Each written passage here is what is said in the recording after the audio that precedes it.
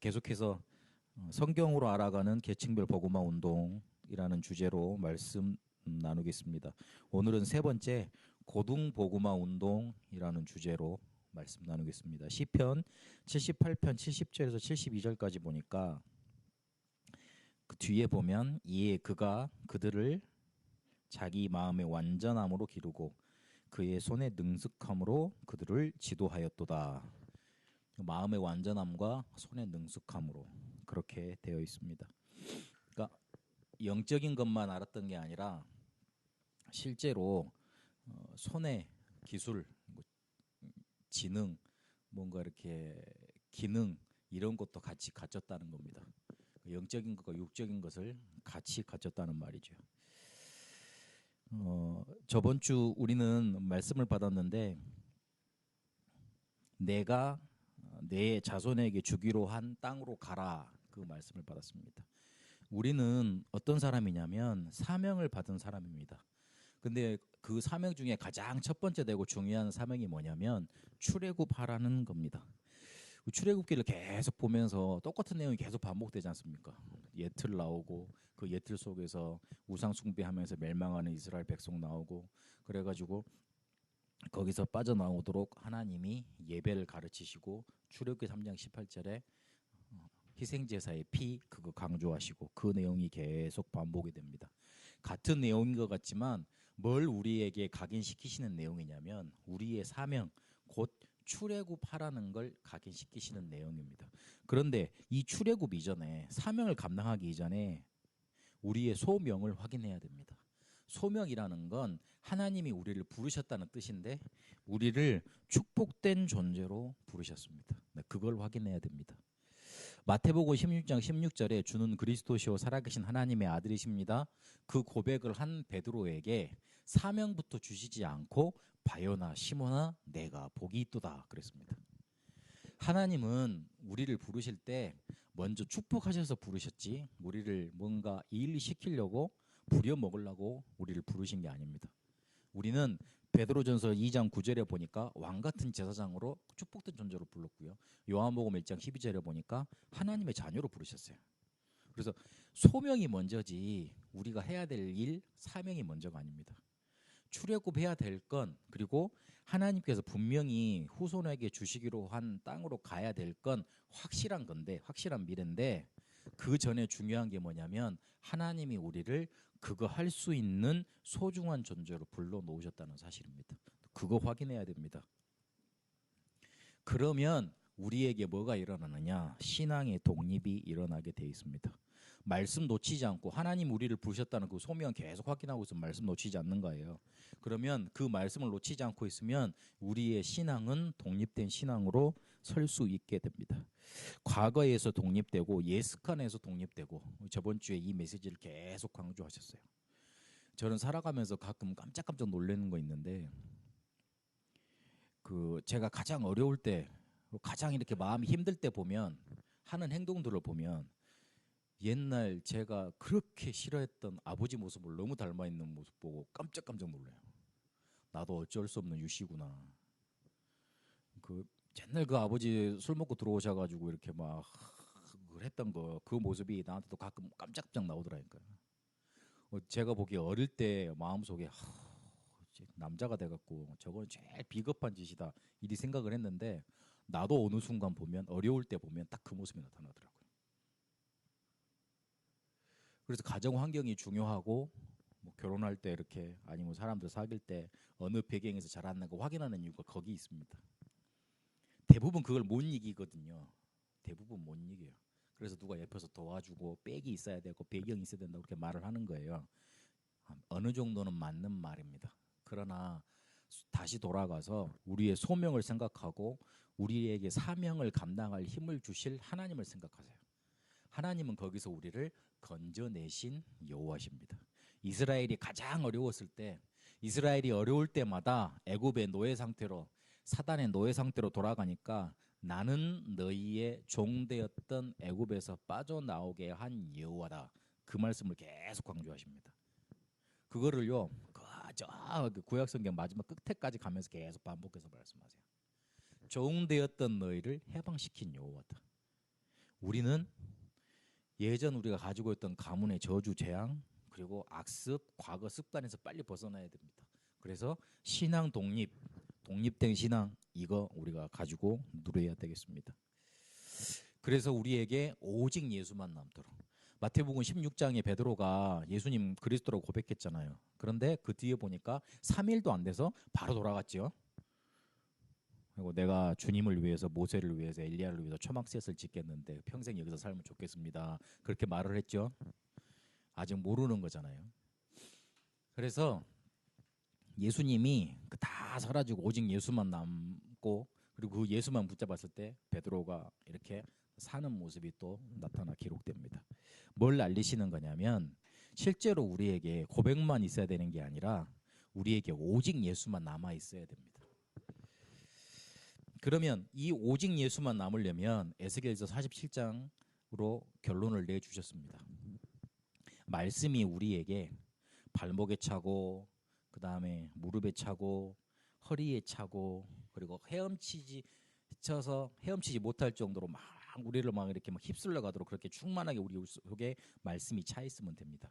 이 말씀을 붙잡으면 살아나게 되어 있습니다. 그런데 11절에 보니까 말씀이 닿지 않는 곳은 강간한 땅, 건건한 땅, 소금 땅이 된다 그랬어요. 소금 땅에서 뭐 못 자라잖아요. 그런 땅이 된다 그랬습니다. 우리에게 말씀만 살아있으면, 우리가 말씀을 사로잡고만 있으면, 우리가 말씀에 사로잡히면 우리는 살아나게 되어 있습니다. 하나님이 우리에게 주시기로 한 땅으로 우리는 분명히 가게 되어 있습니다. 그래서 그거 확인하셔야 됩니다. 말씀 붙잡고 그 말씀 속에 계셔야 돼요. 그게 우선이에요. 기독교는 행동의 종교가 아닙니다. 미안하지만 실천의 종교가 아닙니다. 기독교는 말씀의 종교입니다. 말씀에서 힘을 얻고 말씀이 우리를 살리시고 말씀하신 대로 우리는 가는 겁니다. 그러다 보니까 세상이 나아가는 방향하고 정반대 방향일 수도 있습니다. 성경에서는 분명히 우상 숭배하지 말라 그랬거든요. 성경에서는 분명히 죄짓지 말라 그랬거든요. 그래서 세상이 말하는 거하고 정반대의 방향으로 갈 수 있습니다. 그러나 말씀 붙들고 있으면 하나님의 역사 일어납니다. 그거 붙잡고 가야 됩니다.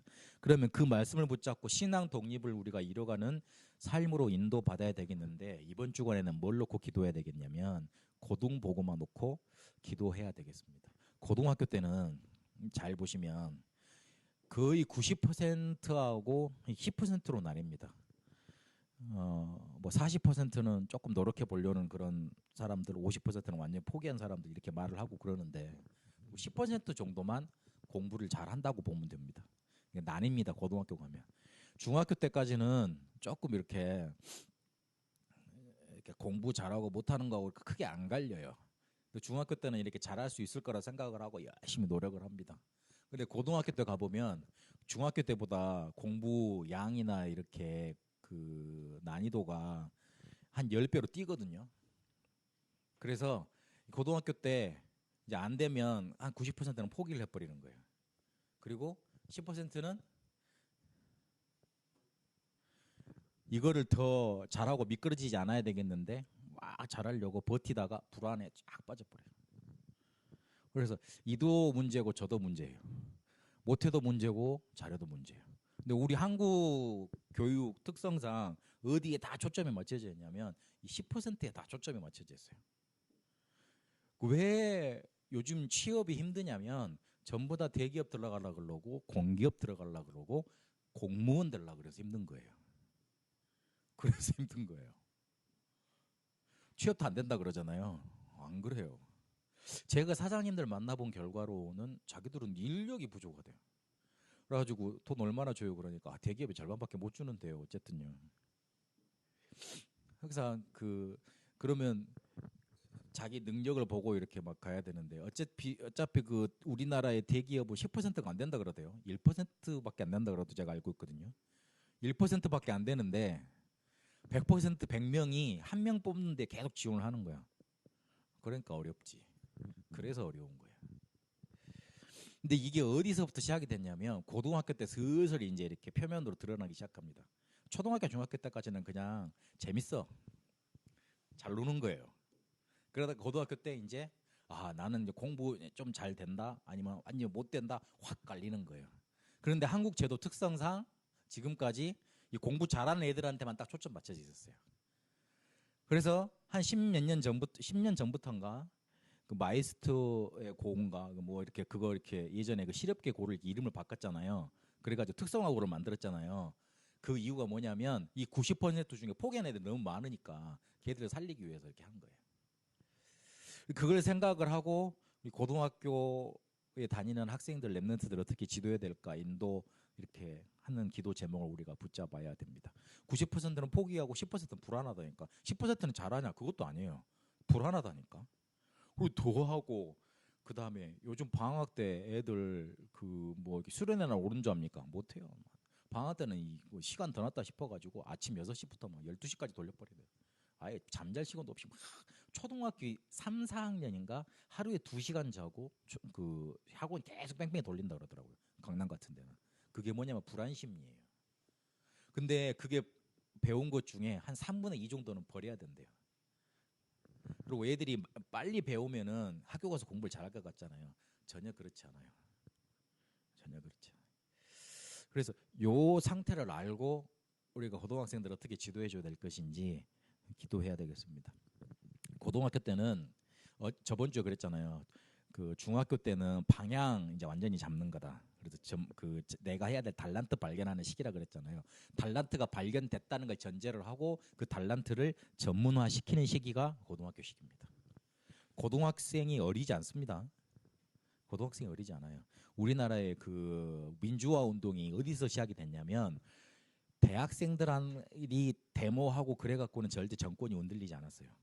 4.19 그 혁명도 어떻게 일어난 거냐면 고등학생들이 확 들고 일어나니까 나라가 뒤집어 엎어졌던 거예요. 그 제일 군부 독재자를 쿠데타 했던 사람들이 두려웠던 게 뭐냐면 대학생들 데모는 어느 정도 잡을 수 있다 이거야. 그 정도 대학생들이 별로 숫자가 적었으니까. 그런데 이게 고등학생까지 파급이 되면 이제 자기들 밀란이 일어난다고 생각을 한 거예요. 고등학생들이 절대 어리지 않아요. 그래서 고등학교 때 애매한 나이잖아요.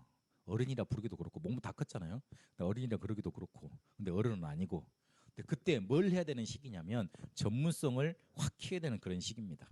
많이 체험도 하고 인턴십 해왔던 걸 더 많이 체험도 하고 경험해야 되는 그런 시기예요. 근데 그때 뭐가 있어야 되느냐? 확실히 사명을 딱 세게 박아주는 거예요. 그게 필요합니다.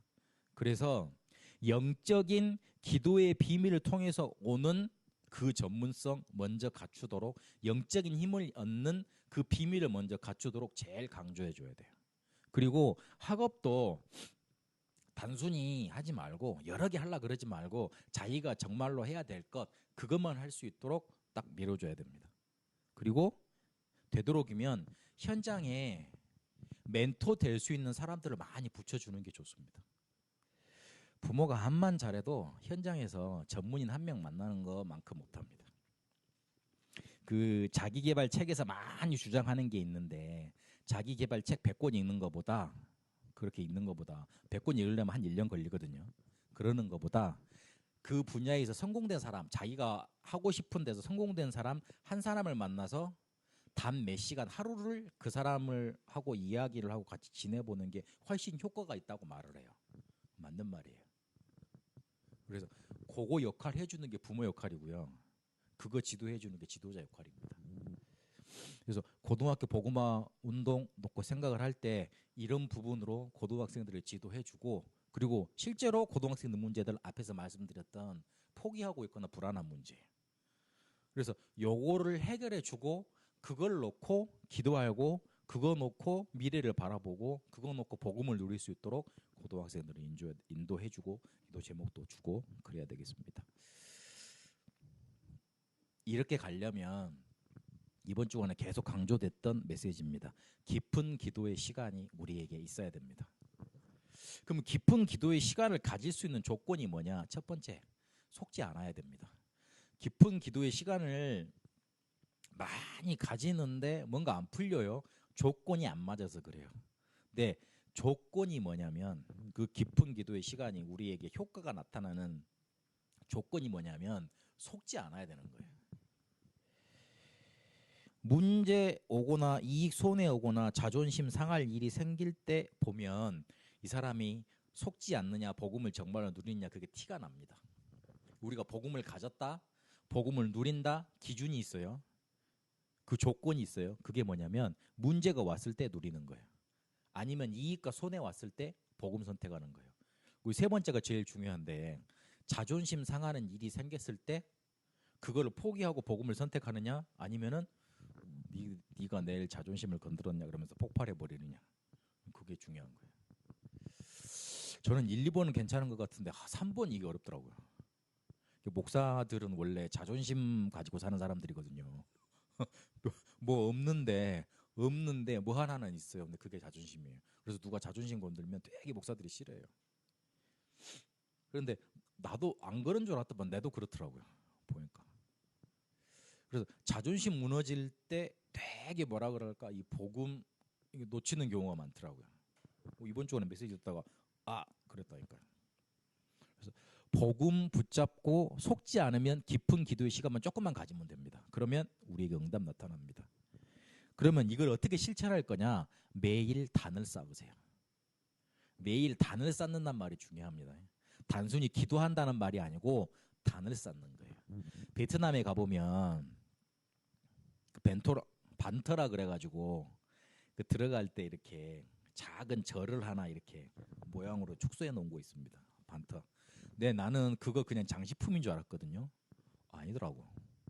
매일 음식을 갈아놓고, 쌀국수 집은 쌀국수 맨날 퍼놔.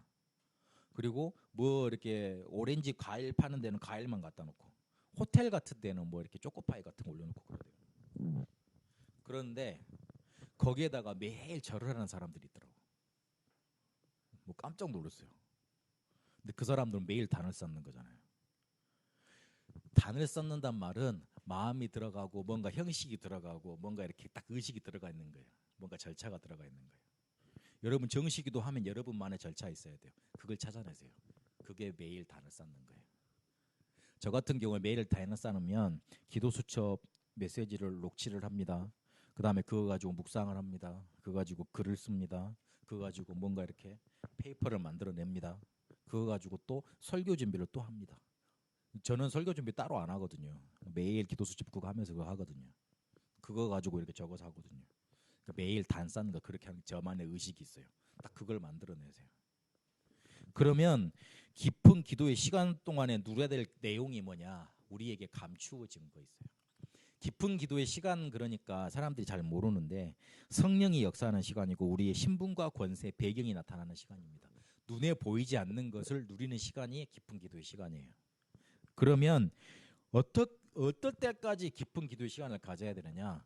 내가 시간이 가는지를 모르게 집중 확 되도록, 집중은 완전히 될 수 있도록, 그 정도 될 수 있도록 성령의 역사가 체험되는 집중 속으로 들어가는 것이 기준이고, 그러면 어떤 응답이 옵니까? 이걸 또 생각해 봐야 되는데, 다른 게 응답이 아니라 우리의 영적인 상태가 하나님과 맞아지게 되어 있습니다.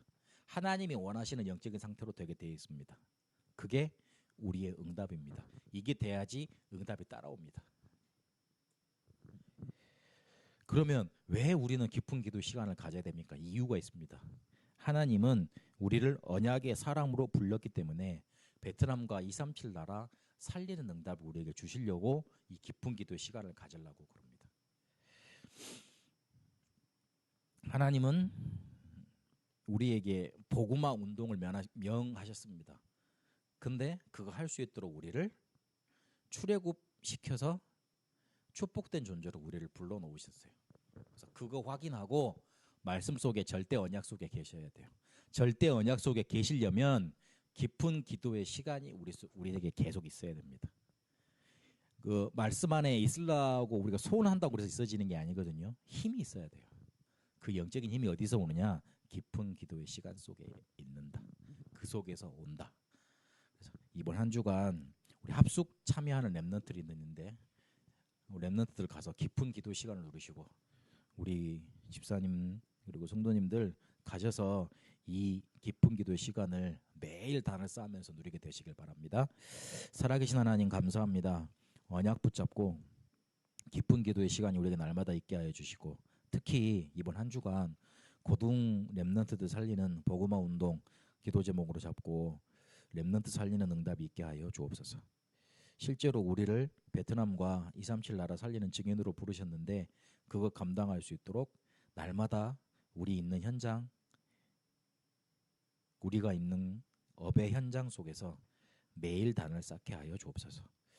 이제는 우리 주 예수 그리스도의 은혜와 하나님의 살아계심과 성령님의 역사 인도하심이 매일 단을 쌓고 깊은 기도의 시간을 가지고 하나님이 우리에게 주신 사명 감당하기를 원하는 우리 세상교회 모든 성도들과 베트남과 한국에 이제와 영원토록 항상 함께 계실지어다.